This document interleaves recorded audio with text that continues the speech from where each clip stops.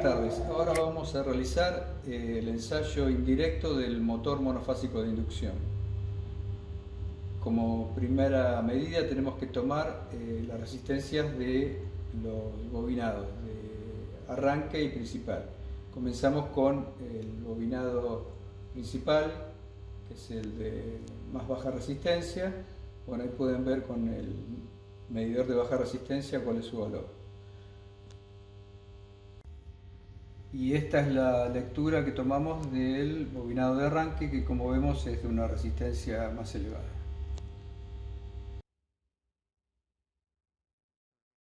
Bueno, una vez realizada la medición de las resistencias de los campos de arranque y de trabajo, lo que vamos a realizar ahora es el ensayo de punto de actuación de la plaqueta.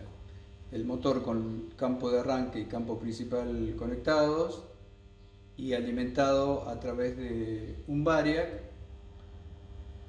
por dos motivos. Uno, para poder encontrar el punto de actuación de la plaqueta, y además porque este es un motor de 110 volts 60 Hz, o sea que no podemos alimentarlo directamente en nuestra red. Ahora procedemos a ir incrementando la tensión y vemos como ya empezó a girar. Aumenta la corriente porque está tomando arranque y ahí disminuye cuando desconecta la plaqueta centrífuga. Y ese sería el punto de actuación de la plaqueta. Ahora habría que tomar la velocidad de giro para este punto.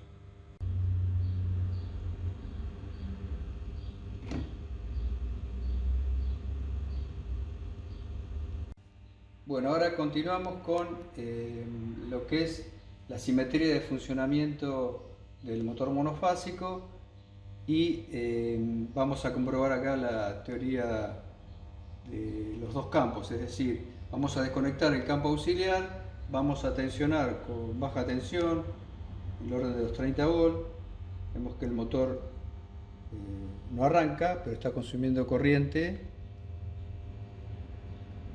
en su bobina principal, y ahora con esta tensión vamos a darle un impulso con la mano en el sentido horario y vemos que el motor arranca y desconecta la plaqueta centrífuga, y este sería el sentido de giro horario. Ahora lo desconectamos, le bajamos la tensión para que se detenga. Una vez que se detuvo, lo volvemos a tensionar al mismo valor y ahora le vamos a dar un impulso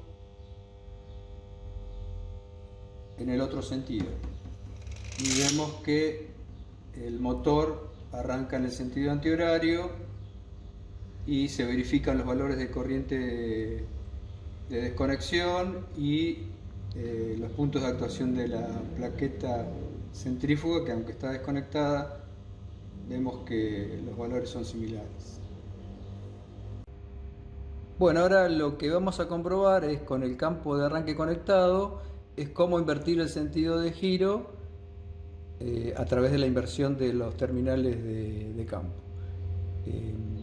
Primero lo conectamos para sentido horario, vemos que vamos aumentando la tensión y cómo el eje se desplaza en sentido horario.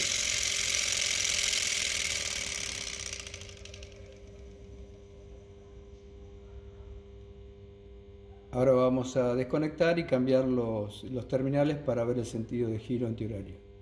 Bueno, ya invertimos las conexiones y ahora vamos a ver, tensionándolo lentamente, a baja tensión, cómo empieza a girar bien en sentido antihorario.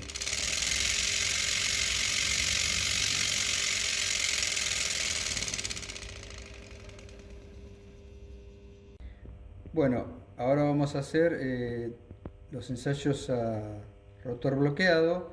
En este caso se conecta solamente el campo principal y queda desconectado el campo auxiliar de arranque para la primera medición del ensayo de rotor bloqueado.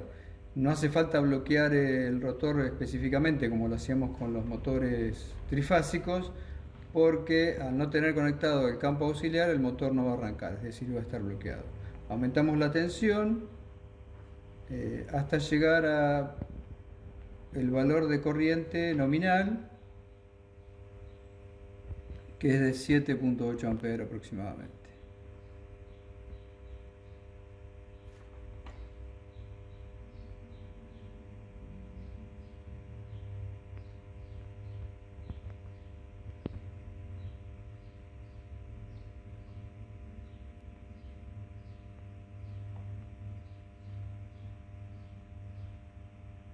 Bueno, ahí estamos aproximadamente en el valor nominal, registramos el valor de tensión, la corriente y la potencia consumida.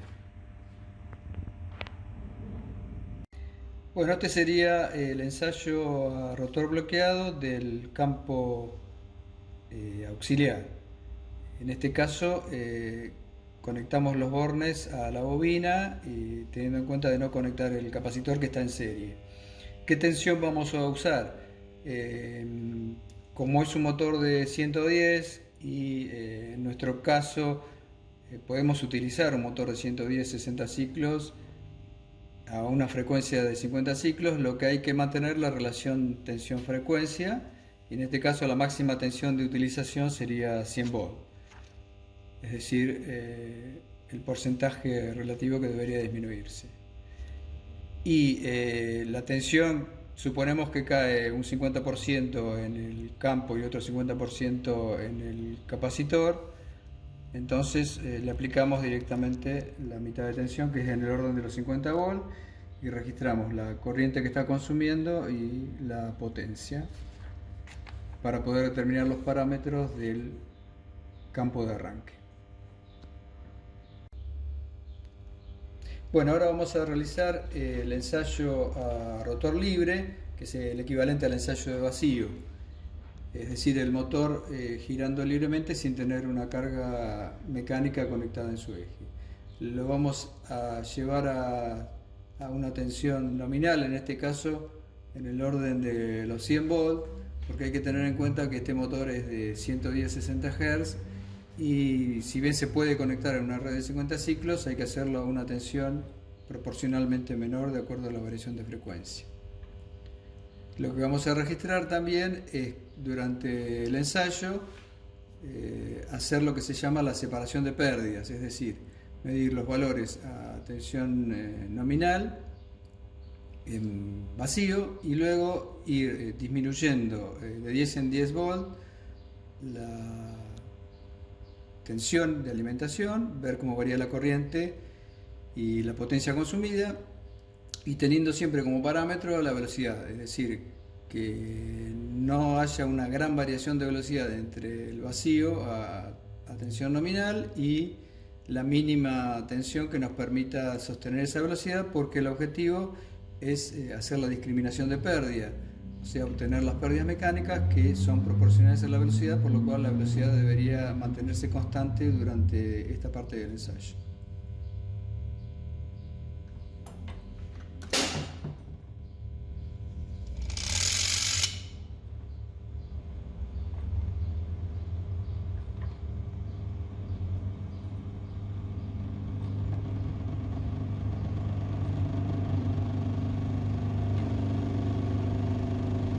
Bueno, ya estamos en el orden de los 100 volts.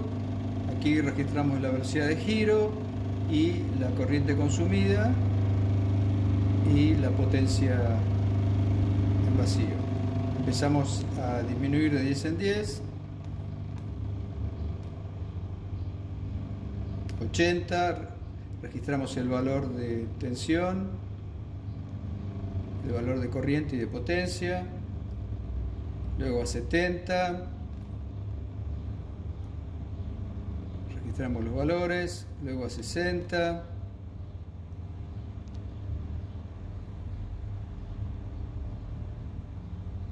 posteriormente a 50, y ya concluiríamos en 40 volts aproximadamente.